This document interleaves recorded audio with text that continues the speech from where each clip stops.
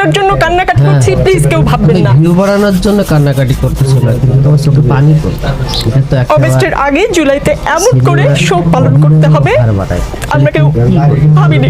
কিছুক্ষণ আগে আপনাকে একটা ঘটনার কথা বললাম, আপনি শুনেছেন। আমি আশা করি আমার আসলে ইমোশনাল হওয়ার কথা না, আমি মূল অনুষ্ঠানে যাচ্ছি। আজ বারবার বঙ্গবন্ধুর কথা মনে পড়ছে। বঙ্গবন্ধু বলেছিলেন আর যদি একটা গুলি চলে, আর যদি আমার লোকের উপর হত্যা করা হয়, তিনি হুঙ্কার দিয়েছিলেন পাকিস্তানি স্বৈরশাসককে। আজ বঙ্গবন্ধু থাকলে এই অবস্থা হতো? আপনাদের দলের খুব ছোট নেতা তাও কিন্তু না। অবশ্যই আপনি দল বলেন, সিনিয়র কোন নেতা বলছে, আপনি রেফারেন্স দেন। আমি তার নাম বলবো? বলেন। ডাক্তার শফিকুল ইসলাম মাসুদকে এই কথা বলতে শুনে গিয়েছে, জান্নাতের টিকিট দিলাম। কি কি কিসের? আপনার পুরো বাক্যটা না বলে দাঁড়িপাল্লায় ভোট দিলে জান্নাতের টিকিট দিলাম এটা বলেন না, আপনি চ্যালেঞ্জ করছে, আপনি বলেন।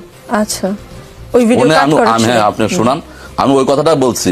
আপনি কোরআনের আয়াত আছে কি ভালো, এটা ফামাইয়ামান মিসকালা জাররাতিন খায়রান ইয়ারা ওয়া মাইয়ামান মিসকালা জাররাতিন শাররান ইয়ারা, এটা কোরআনের আয়াত।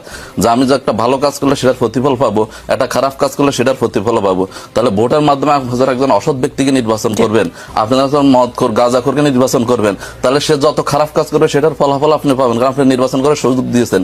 আবার আপনি যখন ভালো মানুষকে নির্বাচিত করেন, সৎ মানুষকে নির্বাচিত করেন, খোদাবীর মানুষকে নির্বাচিত করেন, সে যতগুলো ভালো কাজ করবে সেটা সব আপনি পাবেন, কারণ আপনি ভোট দিয়ে তাকে সুযোগটা দিয়েছেন। এটা বলাটা কি আমার কি অপরাধ? কিছু অংশ মানো আর কিছু অংশ ছেড়ে দাও, তাহলে তোমার জন্য দুনিয়াতে লাঞ্ছনা, বঞ্চনা এবং পরকালে কঠিন আযাব।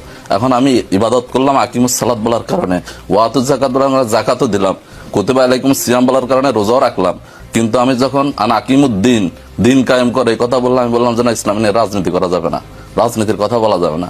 আমি যখন বলবো যে আল্লাহুল বাইয়া হারামুর রিবা, তখন আমি সেখানে আমি ইসলামের অর্থনীতি আমি মানবো না, সেখানে আমি আমার মন মতো করবো। এটা তো দুইটা বিশ্বাসটাই ভিন্ন। তাহলে আমরা যারা ধর্মীয় রাজনীতি করি আমরা মনে করি এটা আমার ইবাদত, আমার এই ইবাদত আমার প্রত্যেকটা কাজে আমার সওয়াবের অংশ। এবং আমি আরেকটা কথা বলছি, সেটা হচ্ছে যে আমরা জান্নাতের টিকিট বিক্রি করি না, কারণ হচ্ছে জান্নাতকে দিবার মালিক আল্লাহ। আমি জানি না আমি মাহফুজ জান্নাতে যাবো, আমি জানি না আমি জান্নাতে যাবো কিনা, আমি তো নিজে বলতে পারি না। আমার আপনি কি বলছেন ডাক্তার শফিকুর রহমান, ডাক্তার অথবা গোলাম পাড়ার আমাদের কোন নেতৃবৃন্দ বলছে যে আপনারা দাঁড়িপাল্লা ভোট দিলে জান্নাতে যাবেন। এখন কোথায় কে কি বলছে সেটাকে নিয়ে এসে পুরো দলের উপর আপনি ইয়ে দিচ্ছেন, যেটা আমি বললাম যে বিএনপির অনেক নেতা তো বলছেন তারা যে আপনাদের দলের খুব ছোট নেতা তাও কিন্তু না। অবশ্যই আপনি দল বলেন, সিনিয়র কোন নেতা বলছে, আপনি রেফারেন্স দেন। আমি তার নাম বলবো? বলেন। ডাক্তার শফিকুল ইসলাম মাসুদকে এই কথা বলতে শুনে গিয়েছে, জান্নাতের টিকিট দিলাম। কি কি কিসের? আপনার পুরো বাক্যটা না বলে দাঁড়িপাল্লায় ভোট দিলে জান্নাতের টিকিট দিলাম এটা বলেন না, আপনি চ্যালেঞ্জ করছে, আপনি বলেন। আচ্ছা, ওই ভিডিও কাট করেছেন। হ্যাঁ, আপনি শুনান। আমি ওই কথাটা বলছি। আপনি কোরআনের আয়াত আছে কি, আরে তারেক রহমানকে জিজ্ঞাসা করেন বা ভাইকে জিজ্ঞাসা করেন, আমাকে জিজ্ঞাসা করেন, আমি তো জানি না কিসের ভিত্তিতে বলছেন। আমি মনে করি ওই আয়াতটুকু যে হ্যাঁ, আমি এতক্ষণ আপনাকে যেটা বললাম যে আমার ভালো কাজ, আপনি যেন একটা ভালো কাজ করবেন, তাহলে এটা ফামাইয়ামান মিসকালা জাররাতিন খায়রান ইয়ারা ওয়া মাইয়ামান মিসকালা জাররাতিন শাররান ইয়ারা, এটা কোরআনের আয়াত। যে আমি যে একটা ভালো কাজ করলে সেটার প্রতিফল পাবো, একটা খারাপ কাজ করলে সেটার প্রতিফল পাবো। তাহলে ভোটের মাধ্যমে একজন অসৎ ব্যক্তিকে নির্বাচন করবেন, আপনি যখন মদখোর গাঁজাখোরকে নির্বাচন করবেন, তাহলে সে যত খারাপ কাজ করবে সেটার ফলাফল আপনি পাবেন, কারণ আপনি নির্বাচন করার সুযোগ দিয়েছেন।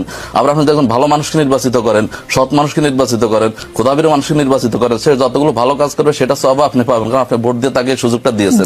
এটা বলাটা কি আমার কি অপরাধ?